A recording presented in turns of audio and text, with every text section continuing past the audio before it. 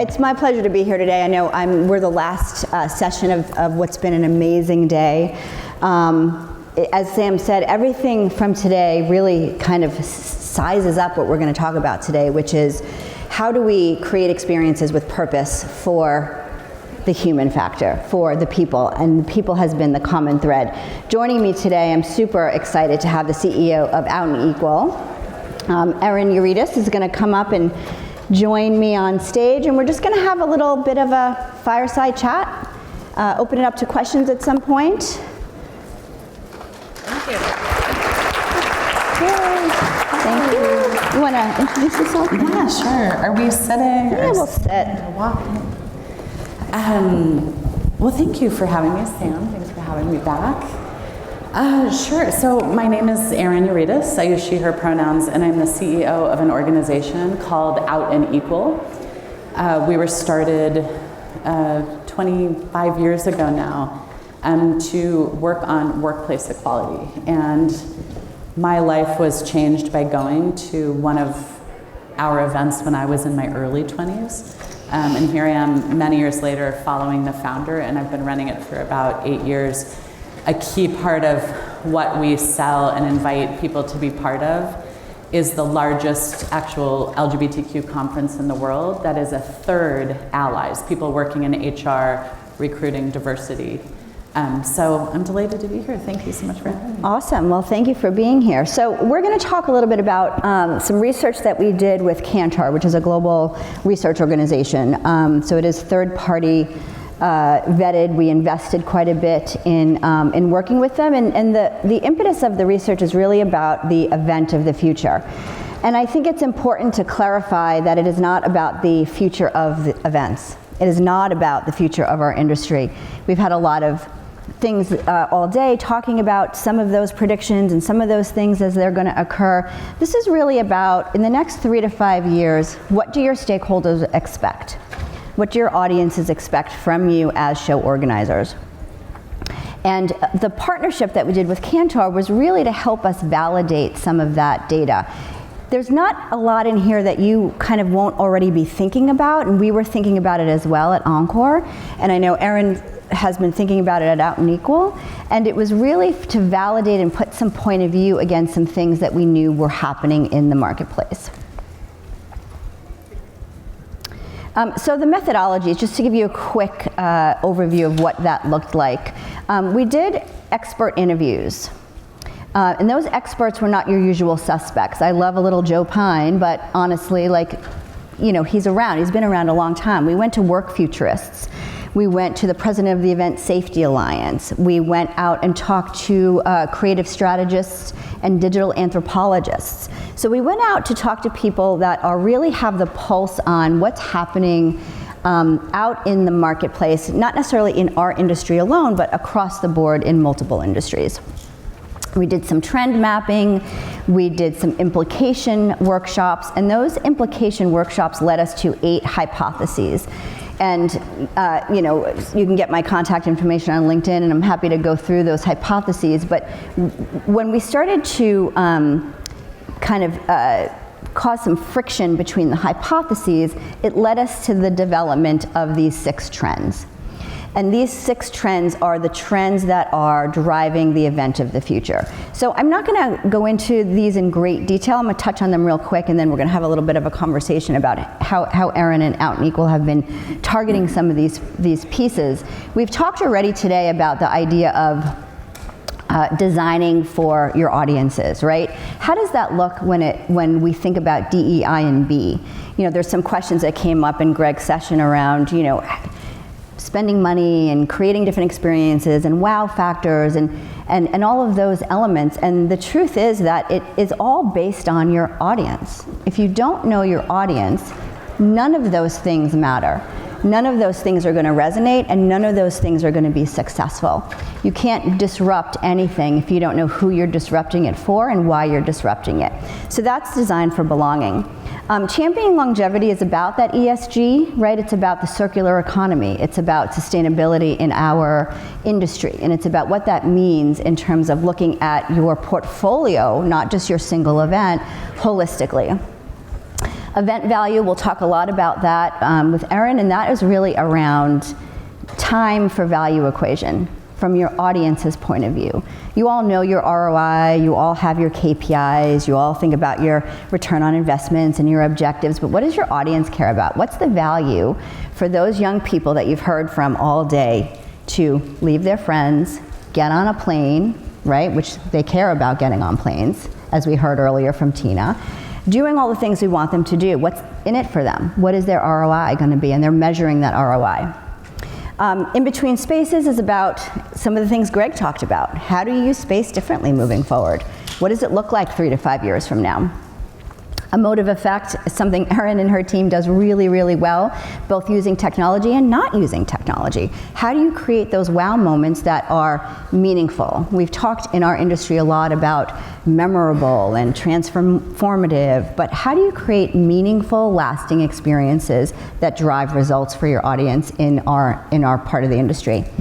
And then technology. How do you ensure you're using technology while keeping an eye on the human connection and the authenticity that you need to do when you're using technology? So quick overview.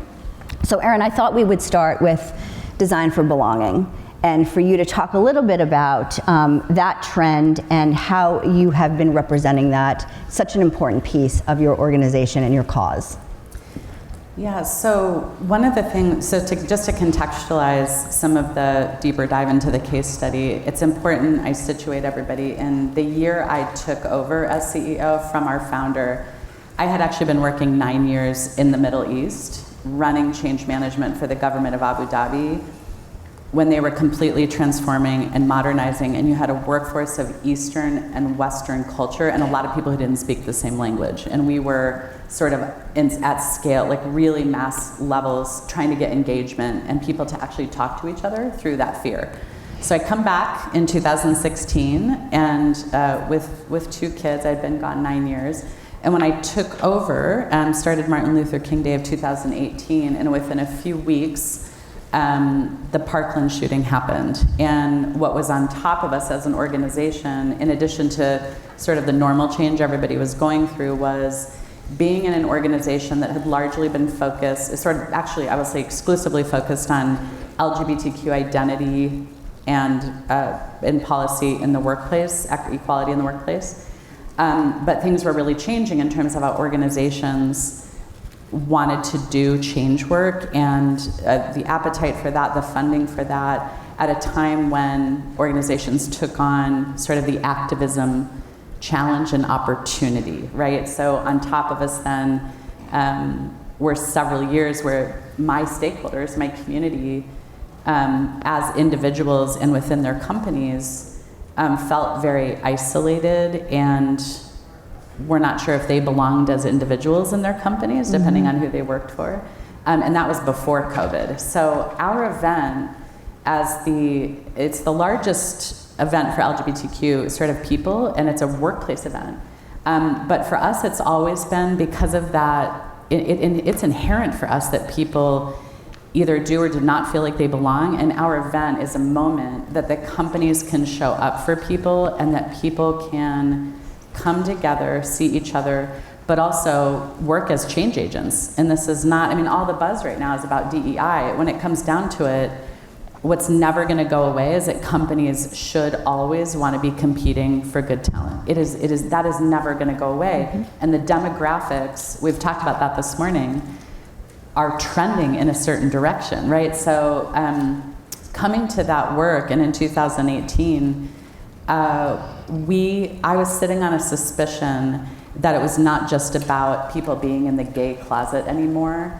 It felt very intuitive to me that with a third of the people showing up as allies, that we were all sort of in our own closets and not authentically connecting at work in a way that people would be building sort of the best relationships and giving their best performance. And so this was a moment that I think is sort of speaks to this designing for belonging, where we had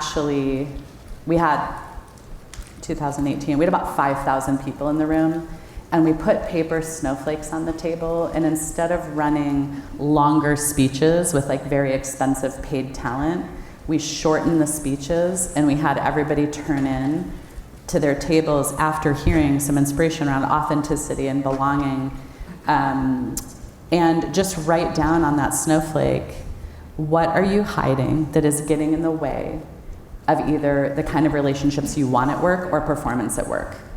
And then we had everybody crumple up those papers, and for a minute we put on Let It Go by Disney. We love that song. And what that did was inject a feeling of play, but with some pretty powerful stuff, which I'll talk to you about on the paper, and it achieved anonymity. And so when we asked people to pick up those snowflakes off the ground and sit down at their tables and read those, and then ask their table, and we did like a stand-up, sit-down thing, is, do you see yourself in this? And the story then shifted and became not about the gay closet and then you're my ally, how do you help me? This put everybody in the same conversation around what we pivoted towards, which is we call intersectional allyship. It's much bigger than LGBTQ equality. Our mission became about belonging. Our tagline, trademark, don't take it, is called The Business of Belonging. And it's because there is not much separation anymore when people are being more authentic and our young people are coming out in certain ways. So you'll see here some of the magic that happened. We've run Snowflake in different countries and different languages. We have changed the nature of the questions, but this is something people remember and saw themselves in their colleagues' eyes and in their experience, and it was low tech. Yeah. It you know. And super powerful. Super powerful. I mean, people remember this like, you know, they talk about it still, and this was 2018 was the first time we did it. Mm-hmm. Yeah. It's pretty powerful. You know, this is amazing. It's powerful, and you couldn't have achieved it without understanding your audience, understanding what they were needing to deal with, understanding what they cared about. So the designing for belonging part of your event process has to be in relation always to the people. And we know it exists beyond the LGBT community. We know that we've learned from the research that it is the expectation of all modern professionals moving forward that if they're gonna spend their time, did you just hear the New York come out there, the gonna? Yeah. At least I catch myself now. That they are, particularly the generational shift, right? You heard Tina talk about it, you heard these young professionals on the videos all day talk about their expectations. There was a question earlier about, you know, well, how do we figure that out? And really it's about listening, and it's about asking the right questions, and it's about not being afraid to open up the conversation, whether it's difficult conversations or standard tactical aspects of your event, to really understand what your audience is looking for. So part of what this also speaks to in our trend research is a motive effect, creating these wow moments, and then being able to measure that trend and the emotional response coming from the impact that you made. So technology plays a role in that, generative AI plays a role in that. We can talk a little bit about that later, but talk about the metric that you were able to achieve and how you, the low tech element of how you figured out what that data was telling you. Well, I don't know if I should be embarrassed to say this, but you know, going the paper route, going the low tech route meant that that my admin for 6 months was like cataloging 2,500 paper snowflakes that we asked people to put on the stage. And you know, I think you know, it really what it showed us is that it actually our suspicions were out to be true in this, and that what we saw, and this is again workplace conference. You know, people are still in suits back then, although you see the T-shirt. I guess for us it was T-shirts, but it was still a corporate event. But I think the results are kind of what we expected, and then we had to adapt to it and address it, which is that people are sitting on a lot that they carry in, and whether they're self-selecting to hide certain things or come out with it, when this was sort of, when the data was made available to people, then I think people really saw themselves, and then our entire strategy in training and education and how we did events, we had to respond to that. And so we did, I mean, I do think we stepped into it and just tried to ensure that through our events, people continued to see themselves in that data. But and Christine, I've been meaning to ask you, because I realize we sit at a very different organization than many of you all, and how you run events, but we are obviously mission-based, mission-driven, and so there's an inherent emotive sort of element to this that we're addressing because of what we do. How are you seeing this show up in organizations that are not nonprofit, not cause-based? Cause-based, yeah. Yeah, you know, it's a really good question. I think that the way that it's showing up in terms of creating the right experience is making sure that that time value equation that we talked about at the beginning of this is being met. That you truly do understand why I'm going to spend my time, spend my money as a sponsor or an exhibitor. How, you know, we talked earlier, don't remember who it was that was talking about, you know, the expectation of engagement. I think a lot of you raised your hands at that time of, yeah, you know, my exhibitors want to be engaged, my audience wants to be engaged, my sponsors want to be engaged, my speakers want to be engaged. So when you create and design your event for belonging, it has to include all aspects of it so that you can engage everybody. And it's not necessarily always in equal ways, right? We talked about that VIP experience and how do you create some special moments, but it also has to do with accessibility. You know, it used to be that, you know, making sure you had a couple of different, you know, options for coffee and a ramp on the stage was enough to, you know, meet accessibility opportunities. But now it's about, is the font and the color and the lighting right in the room, for example? Do you have spaces for people that are neurodiverse, that need a minute to come away from all of the wow moments and all of the activity? I'll give you a great example, and it's actually our own, which is that we created a speakeasy at an event. It was all the things you thought you would think a speakeasy should be. It was dark, and it was, you know, it was cozy, and it was low lighting, and, you know, great music. And we had actually a client of ours in the association industry who said, you know, Christine, I was in the speakeasy and I had to leave because you know, I'm hard of hearing and I couldn't read lips. It was too dark. And we do this for a living, right? So, and you've all had these moments where it's like, how did I miss that? But those are the things that, as an industry, I think we're just really starting to get our arms around, and we're really starting to just think very differently about the entire experience for everybody that is in that room. And that's when people feel like, I belong here. I found my tribe, the content is great, the entertainment is great, and the lighting was really good, and the food was really good, and had everything that I needed as part of it. So taking that extra step, I think, is really what is expected for the masses, not just for cause-based. Yeah.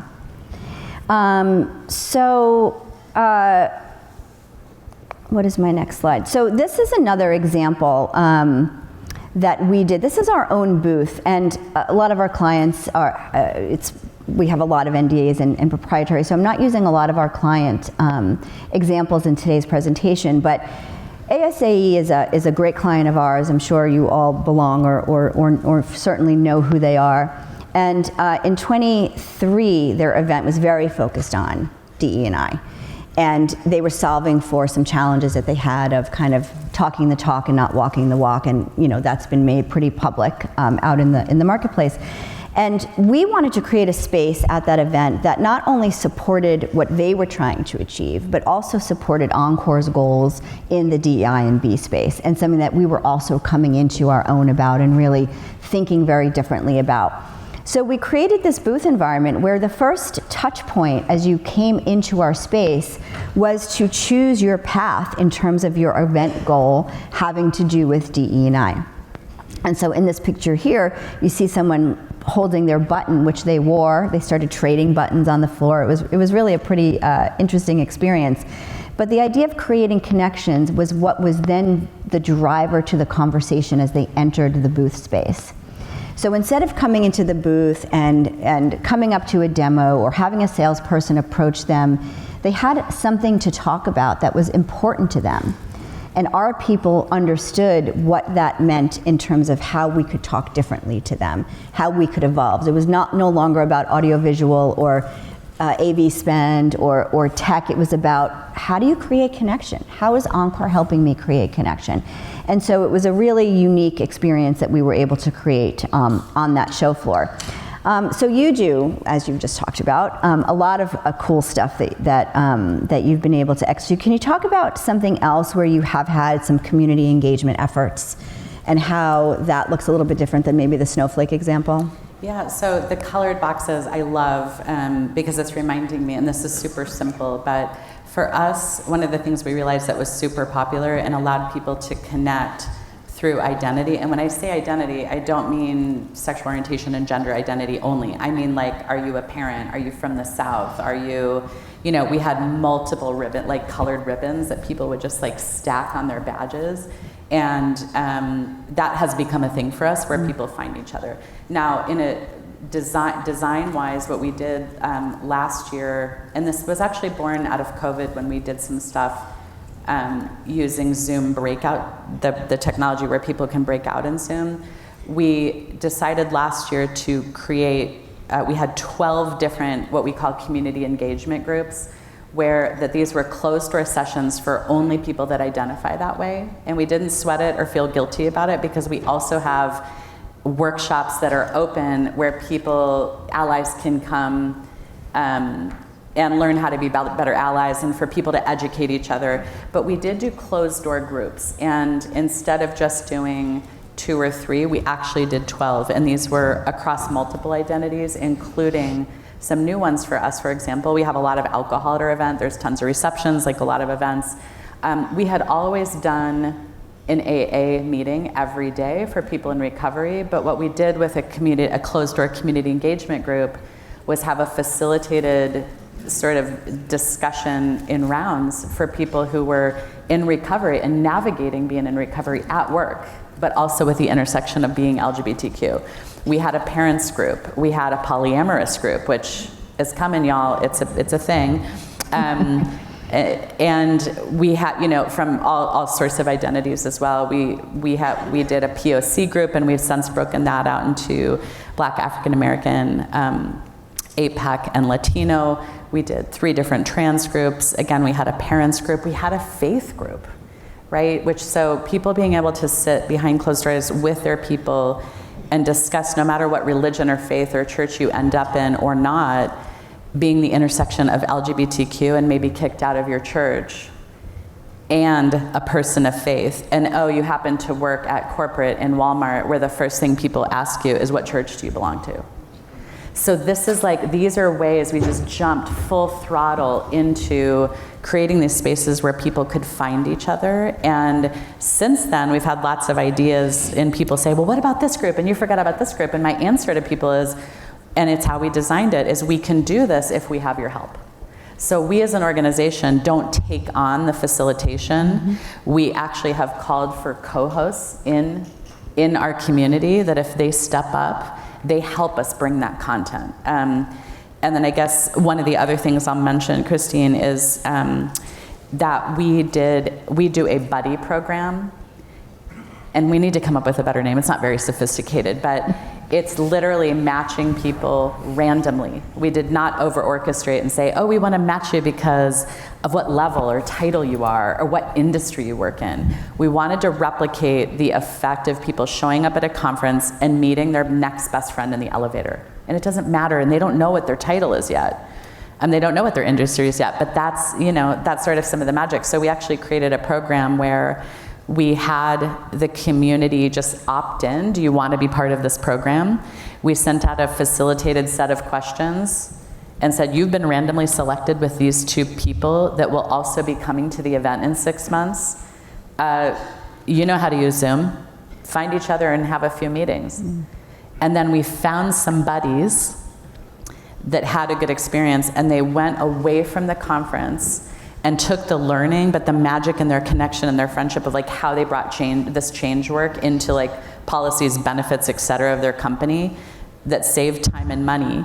And then we brought like the buddy group back and we put them on the main stage of our hybrid event and let them tell their stories. So that's the other thing is the way we look at talent and content is not just like super expensive superstars that you pay to get on stage. We actually feature a lot of people in the community to tell their own stories. Yeah, which is amazing. And again, the commonality here and the theme you can all take back with you is that your organization might look very different or have very different things, or your industry that you serve.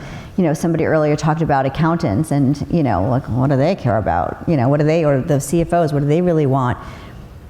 Everybody, we're human. We all want something. So if you can get under the covers, if you will, of what that looks like and what they care about, you can create these types of groups. They don't have to be high tech. You can also use high tech. You can use generative AI to collect that data. But when you collect that data, you have to be prepared to do something with the data. So whether you collect it low tech, like Erin did in her snowflake example, super manual, they had to do something with that, right? They had to continue that program. Same idea, whatever the data is that you collect about your audience that you then use to redesign your event experience into these next 3 to 5 years and utilize all the things you've heard and learned today. Understand your audience, don't make assumptions, unpack it, and put it back together again. And that is how you will change the trajectory of what you're doing today in the exhibition and convention area. Okay, let's see, what do we have going on next? So here's, we talked a little bit about at the beginning about the trend of liminal space. The space is in between. Greg talked about something really big, which was, you know, our event's going to come out of the traditional venue, the traditional four walls, and do something very different. Yeah, I mean, we think that's definitely going to happen. We think that's a trend, but maybe as it leads up to those big movements and moments, there are some trends about how you can use the walls you've contracted a little bit differently. You know, we all know about reg and pre-function and parties at the pool, but if you're doing a citywide, how are you using the streets? How are you moving people in Atlanta in August to the Georgia World Congress Center when it's 120 degrees and they have to walk 5 blocks? What are you offering them along that trail? Are you offering them ice cream? Are you offering them lemonade? Are you offering them music? It doesn't have to be super, super expensive. It just, again, takes the people first and understand what do they need to be comfortable. They're walking down, the same example, those, you know, concrete hallways with no light in Congress World Center. What can you do to make that different? What can you add to those hallways? Can you add areas for respite where it's darker and there's some low-line music or there's places for conversation? This is an example of our Break Free experience in 2023 at IMEX. And we created this could have been a booth like we've done many other years, but we chose not to. We were on the show floor. I don't know how many of you were there and saw this, but this was kind of the entryway, and then behind that door there were areas for conversation, there was areas for tech, there was a speakeasy. This is not where we messed up on the lighting, that was a different event. There was quiet space for just having a minute on your own. And this, for us, was really kind of a next-gen trade show experience. And the goal was to ensure that the interactions were elevated above the typical transactional nature of what our business is sometimes day-to-day and what your typical booth experience might be day-to-day. So like this swing was a huge hit where people could just have a moment and talk closely to one another and sit next to each other and be honest and have the playfulness that you talked about, you know, sitting on it. How often do you sit, when was the last time you sat on a swing? Right, it's not something that we do as adults in our everyday life. So this got an amazing amount of great press, and also the experience that we created was pretty phenomenal. So how do you think about using space? For the last few years, and something we're going to flip and what we're going to change this year is really think about food differently. We have a very long, every day we have a very long plenary that historically, and again, we're about 4,000 people, and people are sitting with their companies, seated, plated, and I think we're just not going to do that anymore. We're going to get a little bit more experimental, at least this is for us because we've never done it before, around spaces where people can grab and go, or putting buffets in halls where, like, let's say these community engagement groups are happening in private rooms, but having like the buffet and eating space sort of, that there's a general space for people to congregate. So I think we're thinking about food differently.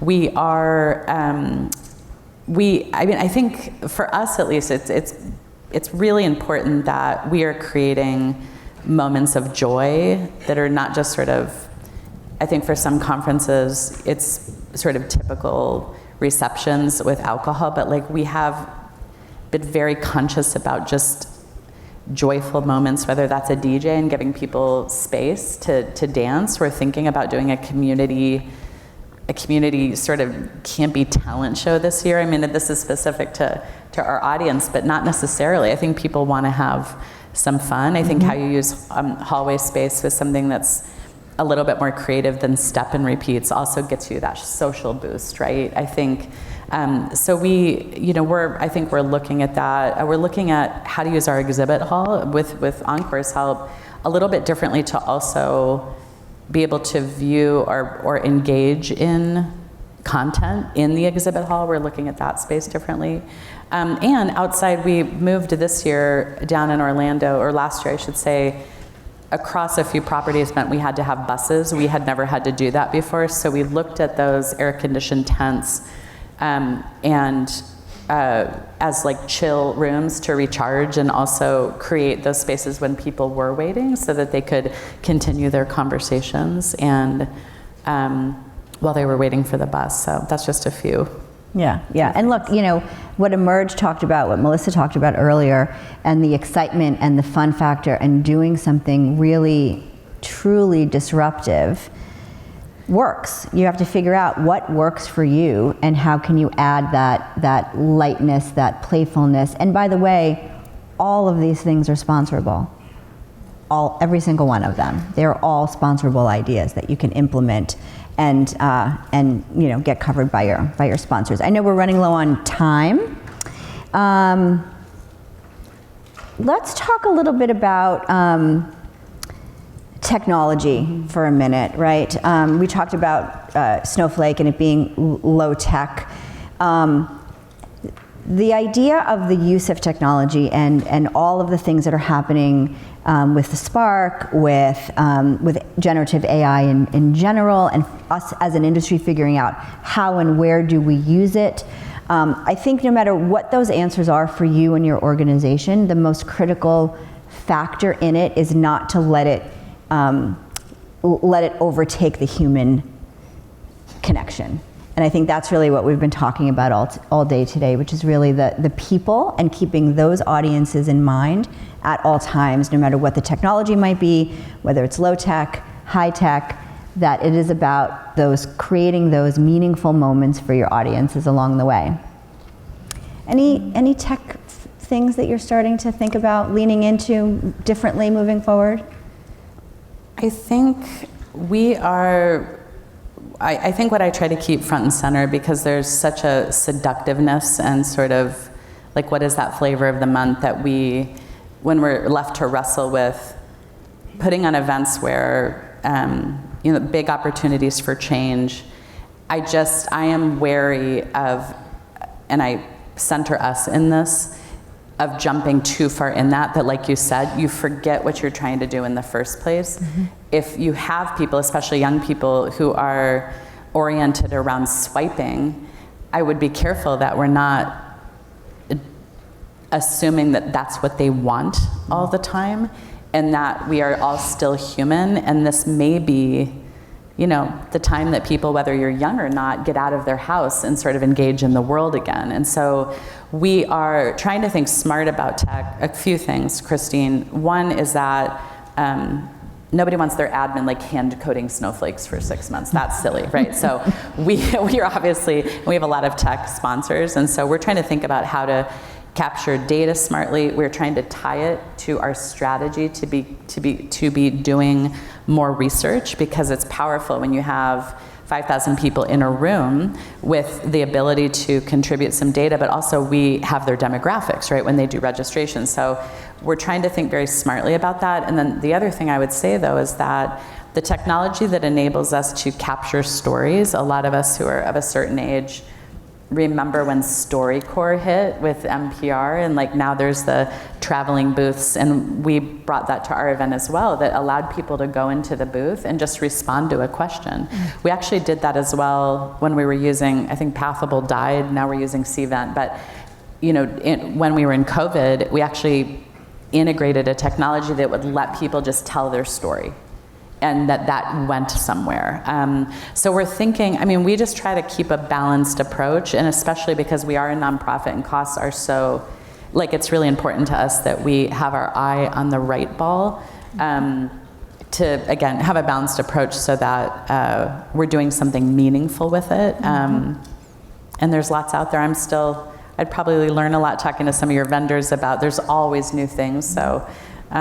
We are going to be sort of scanning the landscape to see what's smart for us. Awesome, thank you. Sam, you want to open it up? Well, first of all, thank you both very much for a wonderful session. Thank you.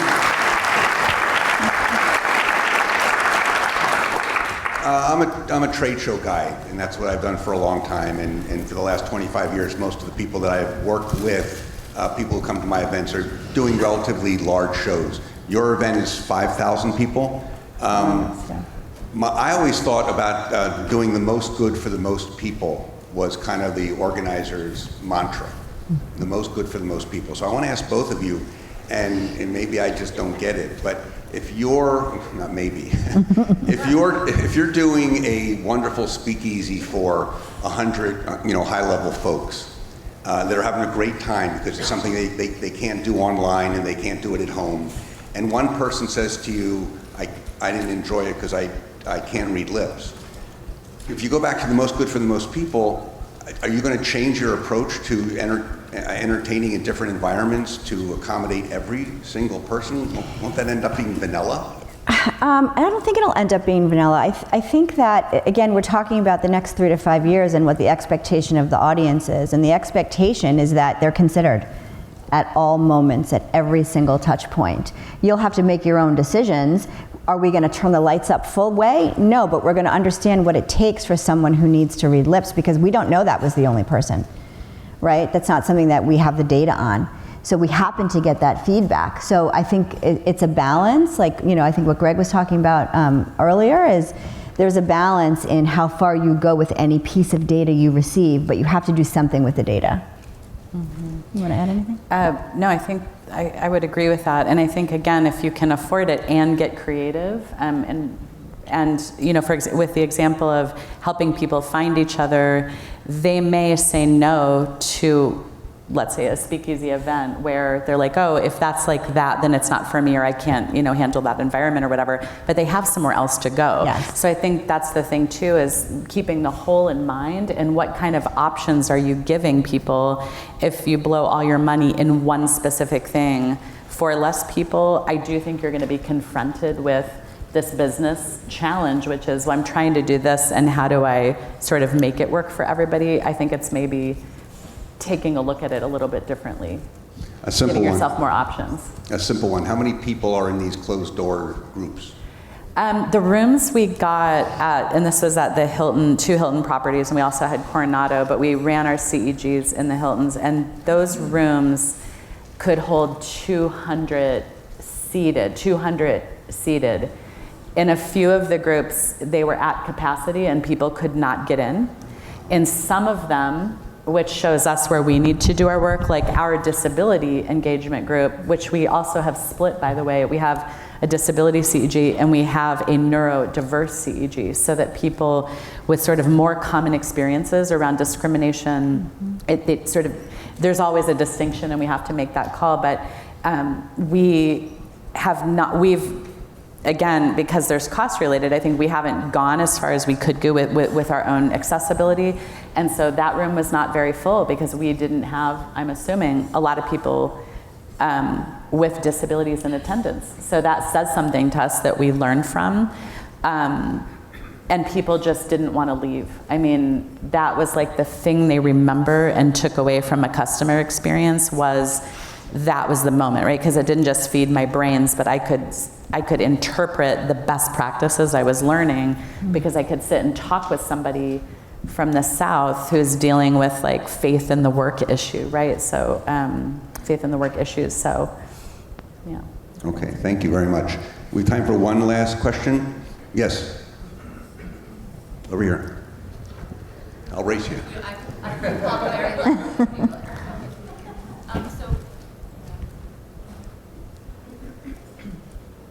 Am I on now? Yeah, okay. We started something similar to the community groups last year, and we had good success with some of them. Some of the other ones were very limited, like you mentioned. I don't know, I didn't hear how long you've been doing it, but our initial thought is to cancel some of those, not cancel, but like, you know, not do those groups because we're not getting people there. Or when you did it, did you just continue doing it? I mean, I have space and I have room, and so I'm inclined to just keep doing it so that if somebody is there and a part of that community, they still feel welcome. But I also, you know, don't want one person to show up and feel even more alienated. Yeah, it's a great question. I mean, I think for us and what you're talking about, so there's sort of the build it, they will come, right? Hope. What we did, and the last year was the first time we did 12. We've usually done 3.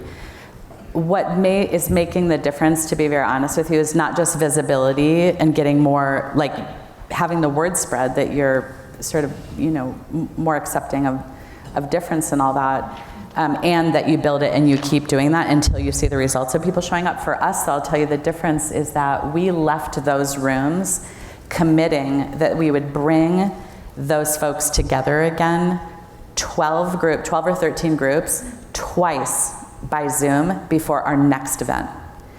And we use co-hosts strategically. So we went out to the community and somebody that may have graced our stage before talking from their own individual identity, and we said, we want you to be not just an Out and Equal employee, we want you to be the face of this. Will you partner with us? And I think their sort of celebrity in the community around that helps draw people in. And then they understand that you're doing it and there's a longevity of a commitment there.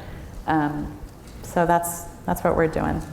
Well, thank you very much. And again, thank you for gracing our stage for the second time. Thank you. Christine, great job. Thank you. Thank you.